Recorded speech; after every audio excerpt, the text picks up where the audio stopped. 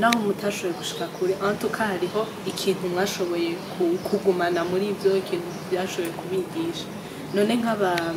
hariyo abantu nyene twese nitumeze kumwe nka je ndashobora kumva yego ndafise imigambi myinshi mugabo sinumva yuko nogenda muri bijyanye canke ndavyiyumvamo mugabo nkumva ubwoba ari nk'umuntu ameze nk'uko nyakwanje uca umuhanura iki ahubwo umuntu mbonye umaze nk'uko jewe ndakubwira nti ahubwo nta n'ikintu na kimwe bakubaza genda baza gupima byonyene ahubwo nja kumaramarirayo ntumaramara ahubwo uramaze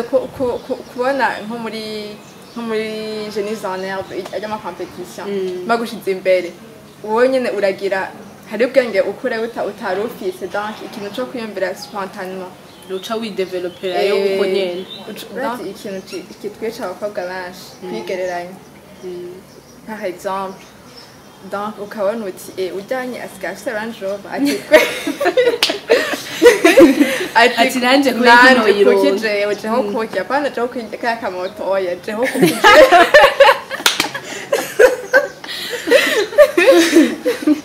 ati kweri kijewe nanje ntogira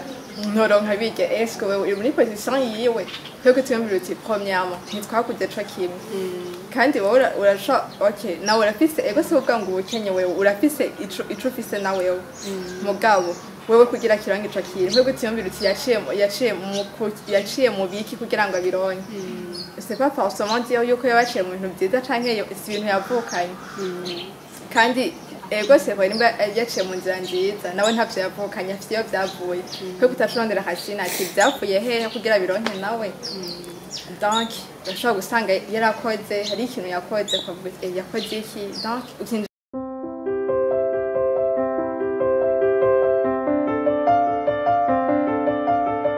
bakunzi ba Action Vibes TV iteka ryawe iteka ryanje iteka ryacu ndabaramukije mwese aho muherereye kuri uyu munsi uri hejuru ndi kumwe n'abakobwa babiri abakobwa beza abakobwa bashajije hama tukaba tugira abari bo tugira duteramane muri uyu mwanya nagira ndabasabe bidondore batubwire akazina kabo batubwire aho biga naho baba nango nitwa Diamayeka Kwizera niga kuri Université Lumière ku Mutanga nkaba mba Bwiza Avenue de l'Université nanje nitwa Peace Ishimwe mba Gihosha hama niga Université Lumière campus Mutanga nakutatubwiye je nitwa Ingabire Belle Chancel sanze n'umukutsa kipi kuri Action niga kuri Université Lumière mba mu Gihosha ndabakiriye twisanzure tuganire karibu mu iki kiganiro tugirane hama je narababonye ahantu haba ndababonye ahantu rero ca niyumvira ati aba bantu je no batumira kugira ndababaze ico bariko barakora aho hantu tubonye okay narababonye mu higano rya Miss hajya bigitangura rero je nashaka kwaza nibyo kugira simbe narihenze usanga nabonye abatari hoya ntibirenze rero nashaka ndababaze ingene byagenze kugira bumve yuko mwojayo kubera si bya bose si bose bagenda apart ama critères abakenewe harimo ukuvyumvamo mbega iyo inspiration yavuye he ndazi marika wotubwira jewe bafite ibintu bya Miss Burundi donc ibintu nari sanze nimvamo kuva kera mfate nkiri nk'umwana twaranyene bon abantu tutari duto urumva ukaja ahantu bagaca babwira umuvyeyi ngo yo kandi kabona kamisi bigaca bivaho rero bagaca baguma babimbwira uzoje mu wa Miss urumva nk'ivyo rero haba ndavuganye kandi si bibi cane kandi ngiyeyo mugabo nkaza ndaraba amacacu video amacompetition ngene bigenda yo hanze ndavuga ati ibintu ndabikunda cane hama ndavuga nti uyu mwaka reka nanje ngerageze ngende ndabe ingene bimeze niho byavuye mbwa kwa miti n'ibintu byari bisanzwe bindi nko kuva kera ndabikunda. Nawe Peace ni ibintu uba wari wiyumvamo kuva kera nk'uko kwa Mayika babivuga canke n'ibintu byakujemo uko wagiye urakura uko wagiye urabibona haba ayandi ma competition ya Miss Burundi ukavuga ati reka nanje igende kugerageza?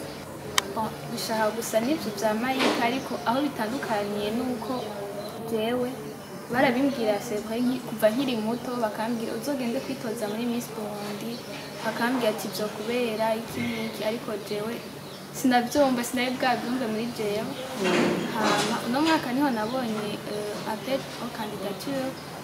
ndavuga ati pourquoi pas ntogenda kugerageza ati je vais oser ngende ndabe novuga ariko kwipima ndabe ngerageza. Okay, none ku bantu badashobora kubitahura canke ngira mwararonse ukazo canke bivanye n'ama recherche muri ko muragira ivyo mugira mugende gukurikirana mwarashoboye kuronka ama information asumbije. None Miss ni iki canke Miss mu Kirundi ni iki canke iryo higanwa riconsiste mu biki? Miss ico gisigura mu Kirundi canke Kirundi ngene ugisigura? Ngene no gisigura sinovuga nyampinga kuko benshi bazi ngo ni nyampinga ico naco ni Kinyarwanda. Mu Kirundi kuvyo batubwiye kandi Miss umukobwa mwiza aciye ubwenge kandi ashoboye niko nobivuga. Donc ufise objectif ushoboye kuyishitsa kandi atari uko wowe ukoresheje ibintu byinshi. Donc ni ibintu biba bikuriyemo ubwo bakoma Miss aba ari umuntu avuga ati iki ko ndaciyumviriye kandi ko ndagishaka ntegeze wogikora. None ego ni umwigeme afise ubwiza afise ubwenge. None en tant nk'umukobwa bibaza yuko ubwiza bw'umukobwa ari novuga nk'umutahe canke ari nk'umuco mumurikira mu bintu acamo? Peace mvyumva gute? Jewe nibaza yuko ubwiza bw'umukobwa ari umuco mumurikira mu byacamo, ari novuga gute umuco umufasha kurayona amayide yiwe. Bana nk'umutahe uko tuvuze umutamenga ni that's échange ya monnaie canke ikintu cyo kwexploita umuntu. Urumva uwo mengo ni ikintu bakoresha uko bashatse kugira bakuremwo inyungu yabo. None sinzi uko mubibona mwebwe je canke uko ndabibona aho mbaye uko tubayeho ubunya muri environnement yacu. Abakobwa hari abakobwa bafatwa uko bashaka canke bakoreshwa n'abahungu canke abagabo meme. Mwebwe sinzi personnellement expérience personnelle en tant nk'abakobwa mubibayemo gute kw'abo bantu bashaka kwexploiter abakobwa ngo uyu mukobwa ngo ni mwiza ngo nomigirisha ibyo yishakiye ngo canke ngo umukobwa ngo ndashobora ngo kumuhendesha ngo ibiyinya ngo canke ibiyinya? Wowe Mayika en tant expérience personnelle ubibayemo gute canke uvyiyumvira ko hari ibintu kandi bimaze iminsi bitrendinga niko nabivuga? Donc échange ya beauté avec la monnaie. Donc ukaza wumva ngo utampaye iki nanje ngo sindaguhiki. Ivyo rero je mbona umengo ni ibintu bon mvuze débit no mvuze nabi gose ni ibintu je sindabitahura kuko gute ushobora kuvuga yuko wechange beauté yawe ku mahera ikintu kirondego mbwa la beauté y'ikintu. None nimba okay urafite iyo beauté urashobora kuvuga uti kandi nta muntu yavutse uko. Umuntu wese arafite ikintu yavukanye ashoboye. Donc akura avuga ati iki kintu ndafise talent muri iki kandi nta muntu abuze talent. Donc no gufungura ni talent mugabo arego urabita cyane urumva mugabo aravuga ati ndafise talent muri iki kintu. Par exemple kavuga ati ndashaka gukora iki ndashaka gukora ikirato. Pourquoi pas mbe uyu muntu ho ariko arabwira ati échange beauté yawe ku mahera wewe amahera yakuye wowe ntiyarondeye uko nawe ushaka kuyarondera. Rero urashaka kuvuga ati je ndarondeye ndakoresha iyo talent yanje mu kurondera amahera donc mere ndonke ntayo bariko baransaba c'est pourquoi rero mbona si ibintu bikenewe cyane ndashaka gutera ku mahera rero niko nabivuga hariho abantu ego hari igihe hari abantu bavuga ngo ntitubatahura hari abantu babayeho mu buzima mvuge butari bwiza ugasanga kugira rihe ishuri hari ibintu ategerezwa gukora kubera yuko muhiri wabo usanga badafise ubwo buryo bwo gushobora kuriha amashuri ugaca usanga gutyo wonya aremeye kwisumeta kw'ivyo bintu naho aba yumva umengo sivyo ivyonya bavuga byabo bahungu byabo bagabo ibiki akaba yumva umengo sivyo mugabo akaba yumva we muri we atayindishwa afise wewe nk'uyu mukobwa wamubwira iki gafise okay je novuga yuko okay hariyo abantu usanga bivanye n'ubuzima bayemwo bigorana ivyo bintu ugaca usanga kugira dufate par exemple yige aba oblige yo guca mu ivyo wonya ivyo tuvuga tuwe tubona ni bibi est-ce que uyo muntu twovuga ngo twogerageza kumutahura canke twomuhimiriza kugira iki niki ndazi twomuhamagarira kugira iki okay ngerageje kwishura sinzi ko ibyo ngana ishuri bitanye mfate aravuga ati hari ikintu kibuzi wacu kugira ngo ashobore kubandanya nko kwiga canke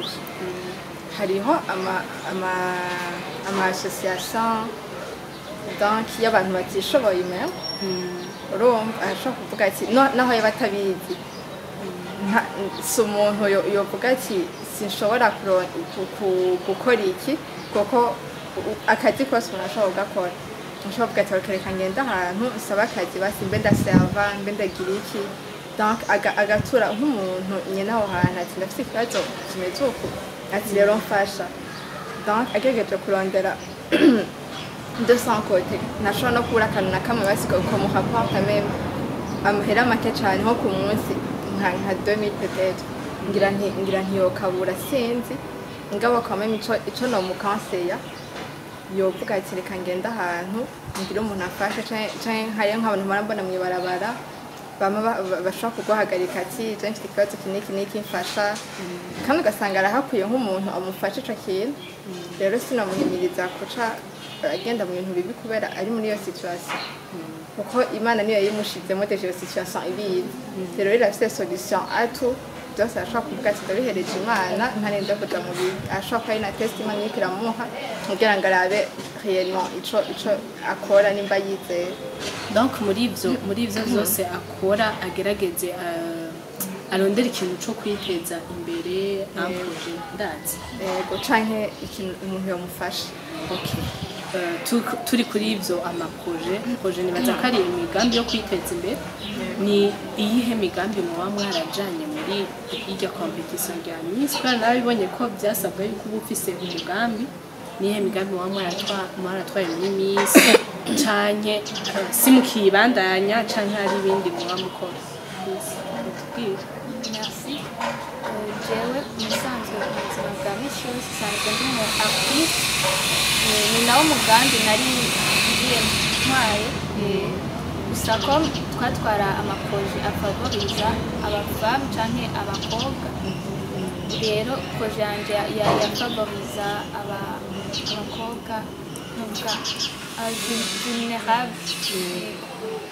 mu kubigisha nyine icyo nsanzwe nkora nkagira formation none ubu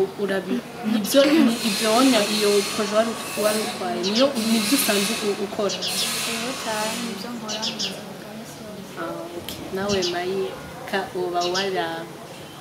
nawe mayika uba wari ufise proje iyawe je n'ai ufise proje kuri santé mentale donc par santé mentale turashobora kumva ingorane zo mu mutwe donc ibintu bijanye genre no mu N'amagara mutwe yo mu n'amagara mu mutwe rero kuri iyo projet nari nifise ntiyafavoriza seulement abakobwa yafavoriza abantu bose abana abakuze muga principalement yari abana yaba abahungu canke abakobwa rero niyo projet natwaye mugabo si byo nsanzwe nkora mu buzima busanzwe juste n'ikintu cankorako par exemple nkabona nk'abana bafite amatrouble abana bafite amadepression amatraumatisme rero ndavuga nti ico kintu kandi si ikintu bakunda kwiyumvira cyane mu Burundi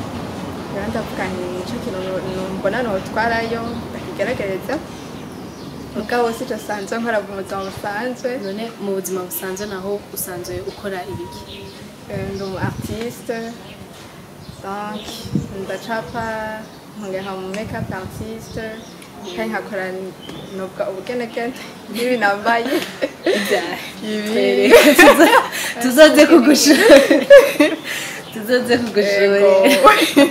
ibi nambaye sinzi donc amahereni amabage kandi ndagira ibintu bya couture ndabishyizeho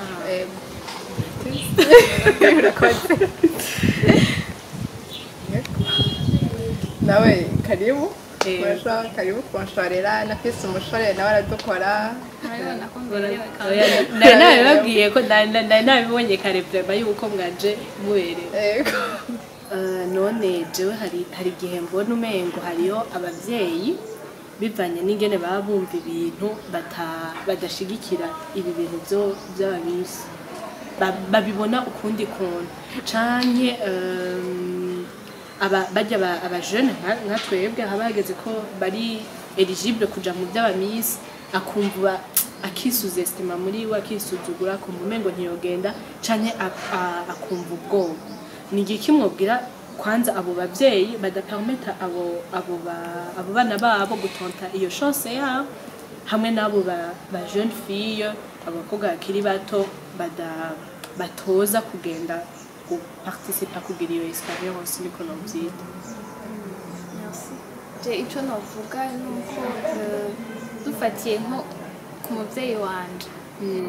navuga ko yari contre nuko nogenda gutanta iyo chance yanje muri Miss Burundi numva waramutorotse turagenda oya naramwumvishije vraiment ati je dois nabyumvise mva je dois kugira gutanta iyo chance yanje urumva fatiye nyene nko ku mubyeyi wanje navuga yuko yiyumviri bavyumviriye ukundi kuntu Miss mbabona yuko ari kugira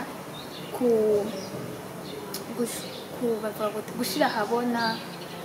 ku expose bote yawe kwiyerekana mama yarambwiye ati peace uje kwiyerekana wabuze ikindi kintu wogira genre uje kwerekana guhaye ubwiza bwawe aranambwira n'ijambo ry'Imana ambwira ati si byiza kwiyerekana gusa nyine ndagerageza kumwumvisha yuko atari kwiyerekana ku expose nyine ngo bote yawe ni ahanini novuga ko ari ku expose intelligence yawe yego kandi birafasha birafasha kuko jewe byaramfashije nagize ama experience même si ntashoboye gushika kure hariho confiance en soi nagize ntari mfise ubwa mbere yego yarongereka même si ntarashika aho nshaka yarongerekanye gatoyi ndabona yuko ndashoboye même si ntashitse aho nshaka yego umva novuga yuko bofuta ivyo vyiyumviro biyumvira ko Miss ari kwiyerekana kudandaza ubwiza bwabo yego nawe Mayi ni igiki wobwira umuvyeyi ari contre yuko umwana wiwe umukobwa yogenda kugira experience premièrement ibintu bya Miss Burundi biratuma nkuko yabivuze Peace donc hari abantu baba basanzwe muri bo bafise apana abantu benshi niko tumeze cyane abakobwa kuyo ngo ngende kuvuga imbere y'abantu ngo ngende gutambuka ngo donc nawe ni kumeze bisira atabizi none gutambuka oya byose birigwa niko nari meze byose birigwa ubu numengo ni ibintu oya ntabyo nashobora urumva kandi ni ibintu kumenyera kuvuga imbere y'abantu muri public birafasha kuko ugenda muri interview y'akazi bisaba yuko uba ufite iyo experience yo kuvuga rero hariyo abavyeyi baca bibaza donc kujya kuntu bagenda bagatambuka ngira barabira mu byo hanze bavuga ati ngenda kwambara ubuntu bugera ngaha ucujo imbere y'abantu yo nzomaramana nuko zo kubona iyo ututangura kuja ahantu mu mavoyage ngurare ngo ngucuba ngukirara joro wewe ndabona kangwara ibururi ngara mu bintu utazi umva ugasanga biyumvira ibintu nk'ibyo rero mugabo je nibaza yuko n'abavyeyi bavyibaza sinzi igituma bavyibaza ukonye kuko n'ibintu deja no muri mu civugo co mu misi harimwo nibagiye kuvuga akaranga donc harimwo n'akaranga deja kuko hariho abashitse kure barageze ahantu bambere ibintu vy'ibitenge imvutano urumva kanye imvutano n'inyambaro y'umukobwa w'umurundikazi urumva rero turabiye no kuri utwo tuntu duto n'abavyeyi nababwira nti murabere kuri utwo tuntu duto hariyo inyigisho zama zijanye n'umukobwa rero umwana wawe amaze kuja muri ico kintu hari ibintu byinshi arinda deja aba afise projet muri we avuga ati nkeneye kwidevelopa mu mutwe kandi ugiye guhangana n'abakobwa benshi baciye ubwenge kandi uraca ubwenge kurusha ukavuga ati ntegeza kongereza ikintu ni jewe rero umwana wawe agiye muri Miss Burundi hari akantu kiyongera ko kubwenge arafite no ibintu byose haba hariyo n'impanuro rero umuvyeyi yibaza ivyo bintu nomubwira nti ntudusa no kuvyiyumvira na gatoyi kuko ni ibintu vyiza cane kandi nubwo utaba washitse kure uvayo wabikunze kandi ufite ikintu ciyongereye muri wewe ni experience mu zindi ndakongereye ko nibaza yuko arya ama magazine ingo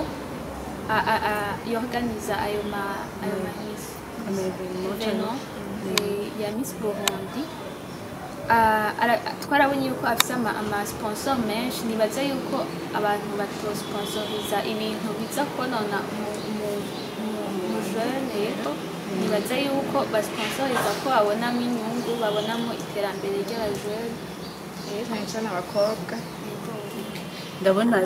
naho mutashoboye gushika kure antuka hariho ikintu mwashoboye kugumana muri ivyo ikintu byashoboye kubigisha none hariyo abantu nyene twese nitumeze kumwe nka je ndashobora kumva yego ndafise imigambi myinshi mugabo sinumva yuko nogenda muri bijyanye canke ndavyiyumvamo mugabo nkumva ubwoba ari nk'umuntu ameze nk'uko nyakwanje woca umuhanura iki ahubwo umuntu mbonye umaze nk'uko jewe ndakubwira nti ahubwo nta n'ikintu na kimwe bakubaza agenda baza gupima vyonyene ahubwo nja kumaramarirayo ntumaramara ahubwo uramaze kubona nko muri Jeunesse en Herbe ajya competition bagushize imbere wowe nyene uragira hari ubwenge ukure utari ufise donc ikintu cyo kwiyumvira spontanément uca widevelopera yo uko nyene donc ucumenya kwiyumvira urumva uko nyene ikintu ukaciyumvira aho nyene kandi ugasanga wagitoye rero biragufasha no kuba spontané mu byo ukora kandi no kuba avancé mu kwiyumvira niko namubwira kandi urumva confiance en soi utabufise iraza vraiment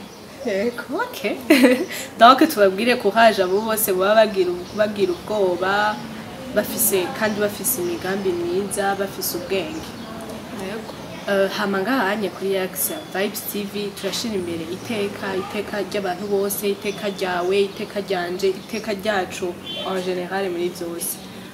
none en tant k'umukobwa ni gute umukobwa muri isi tugezemwo ukunyene tubibona yobaho mugabo agerageza kugumana iryo teka ko ndakunda kumva bavuga ati agateka niwikira iteka niwikira imbere yuko uwundi ari guha ni gute yogerageza kubaho mu buzima buri mu iteka gukora ibintu biri mu iteka ndazi ubuzima bwiwe bukaba iteka imbere y'amaso y'abandi bantu d'abord nibaza yuko iteka imbere yuko abantu bari guha ubanza kugiha mu kwiha iryo teka rero ni kuvuga yuko ico cose kiza gishaka kudutwara novuga gute ishaka intambara Eh, canke nta- kugutwara iteka muri- ryawe. iteka ryawe twogerageza kuba contre y'ico cose gishaka kudutwara iteka ryacu kuba contre y'ikintu ni kuvuga no kuri ico kintu hama ugahagurukira iteka ryawe mu kuba independent kuba kudependa kuri wowe nyene kuko nka kurya bariko uravuga ati abantu b'abagabo bagerageza kudukangisha ibi na biriya novuga yuko tuba tumeze nk'aba esclave babo kubera ko baratugaba mu bisanzwe umuntu novuga yuko umuntu afise amahera afise pouvoir arakugaba rero kugira ngo nawe uronke iyo pouvoir ushobore kudependa kuri wowe nyene ni kugerageza ukaraba ikintu ukora wenyene gituma uba udependa kuri wowe nyene nawe Mayi ubaza uvyimvira kwiki je nibaza umengo hari igihe niyumvira si kwiyumvira muri mu nzira itariyo gusa hari igihe amatentation womengo aragize aragoye uri muri tentation umengo uri faible cyane gose ni gute en tant nk'umukobwa wewe wogumana iteka ryawe Premièrement, urazi ikintu kitwica abakobwa benshi kwigereranya par exemple donc ukabona uti ujyanye asigaye afite Range Rover ati twe ati nanje kubera kino yironka kuki jewe jeho kuki apana jeho kuki kaya kamoto oya jeho kuki